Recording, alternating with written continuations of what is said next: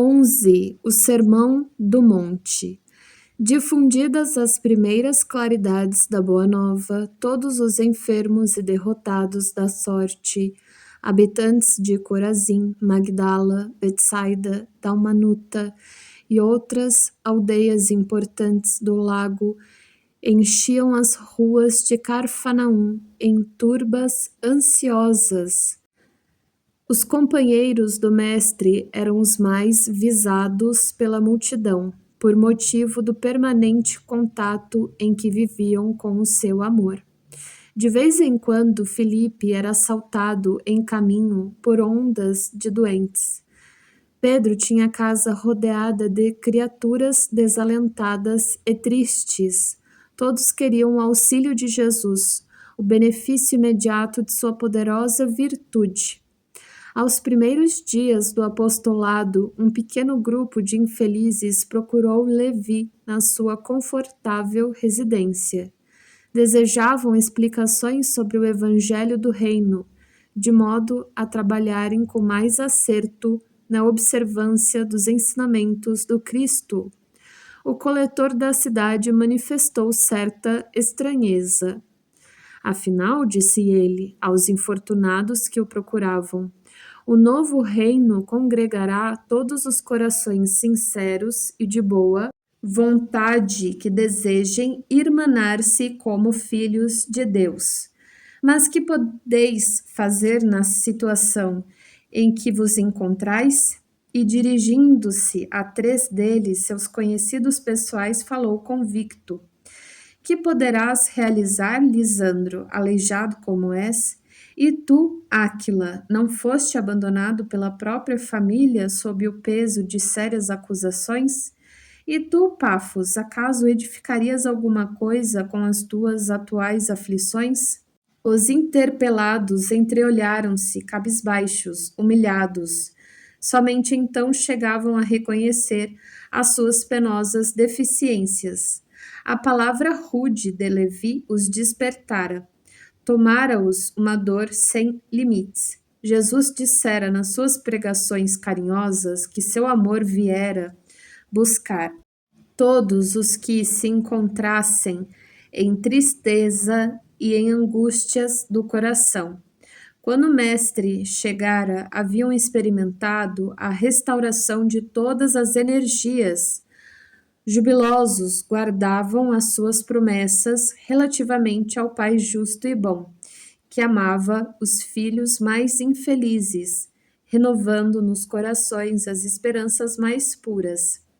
Achavam-se exaustos, mas a lição de Jesus lhe trouxera novo consolo às almas desamparadas de qualquer conforto material. Queriam ser de Deus, vibrar com a exaltação das promessas do Cristo.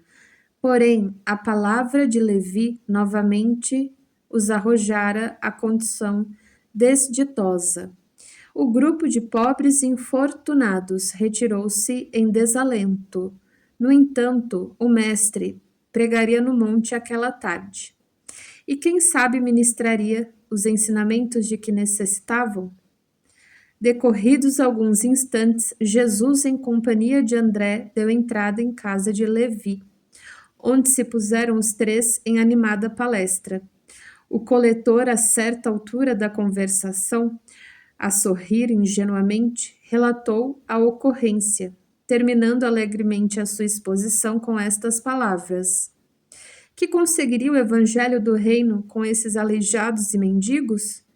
Mas, lembrando-se de súbito que os demais companheiros eram criaturas pobres e humildes, acrescentou: é justo esperemos alguma coisa dos pescadores de Carfanaum. São homens fortes e desassombrados, e o bom trabalho lhes cabe. Não vejo, porém, como aceitar a contribuição desses desafortunados e vencidos que nos procuram. Jesus fixou o olhar no discípulo com um profundo desvelo e falou com bondade, batendo-lhe levemente no ombro. No entanto, Levi, precisamos amar e aceitar a preciosa colaboração dos vencidos do mundo. Se o Evangelho é a boa nova, como não há de ser a mensagem divina para eles, triste e deserdados na imensa família humana?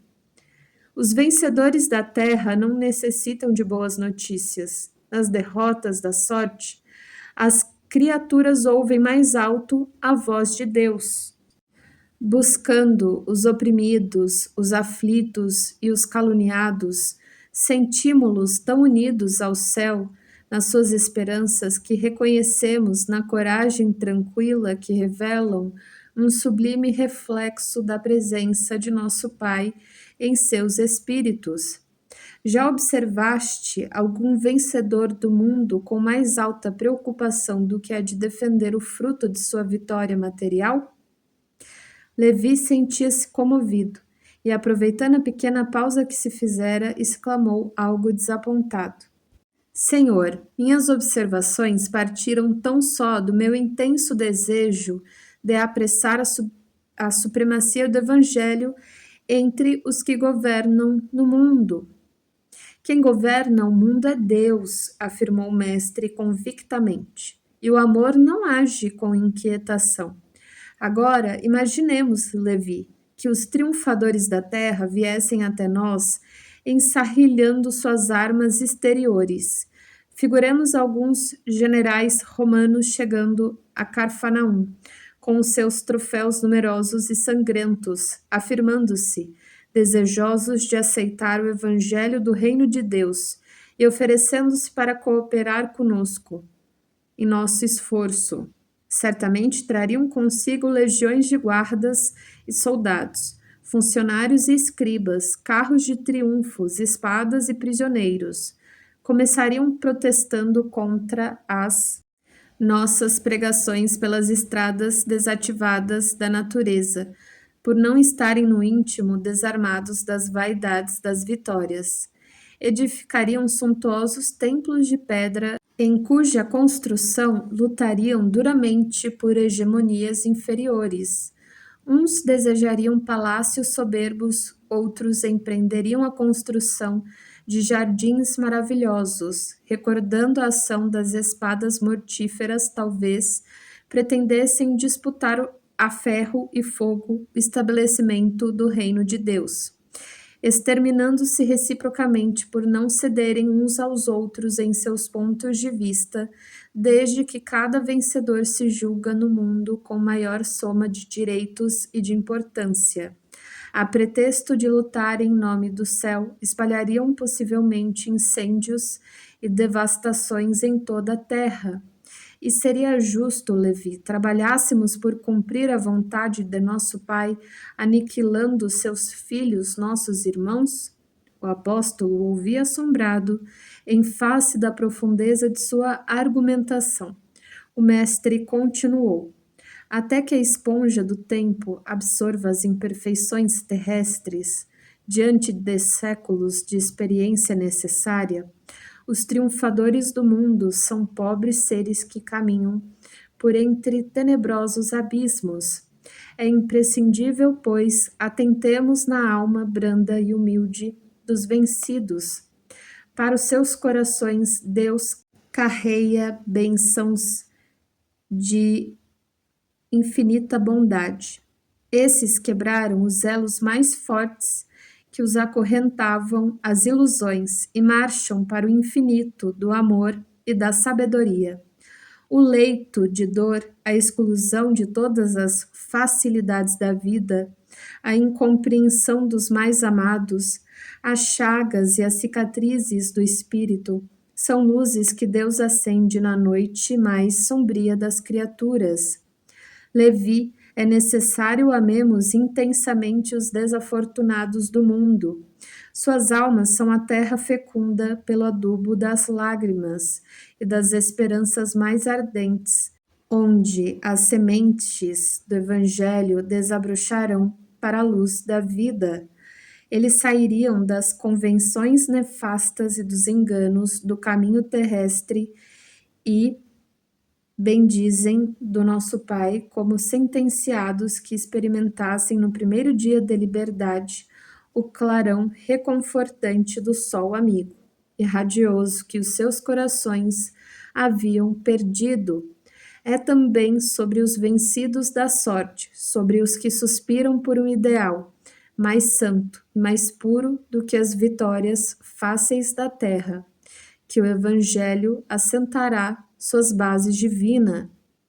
André e Levi escutavam de olhos úmidos os conceitos do Senhor, cheios de sublimada emoção.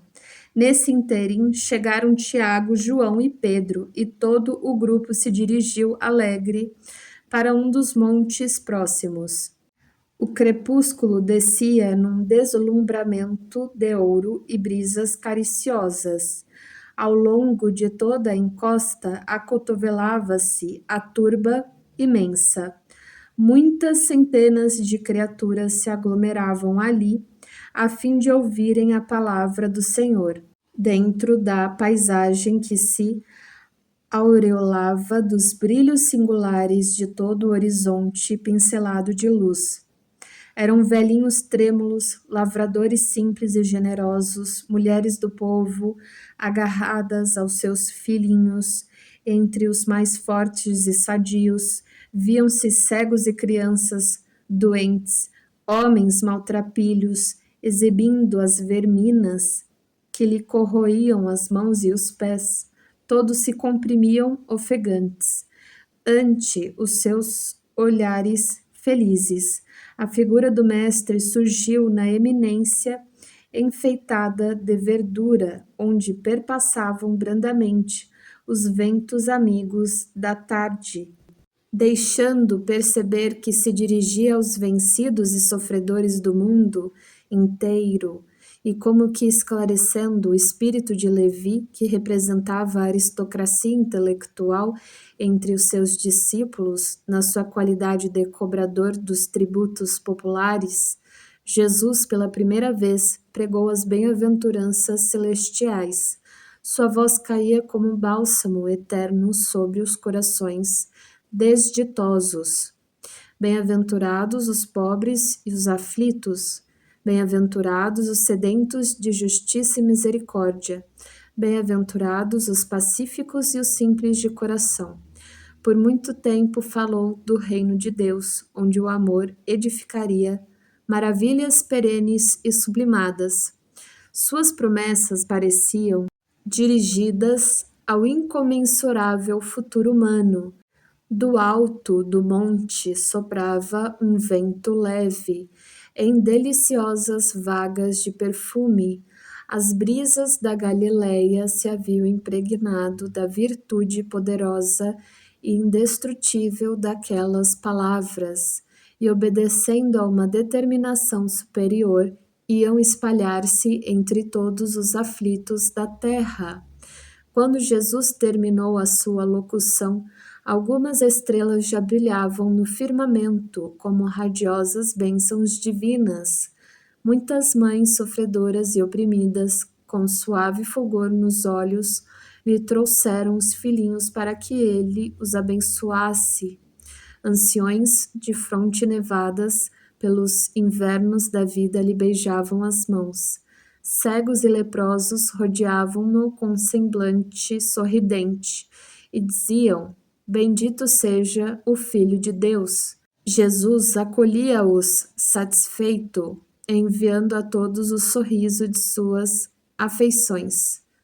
Levi sentiu que naquele crepúsculo inolvidável uma emoção diferente lhe dominava a alma. Havia compreendido os que abandonavam as ilusões do mundo para se elevarem a Deus.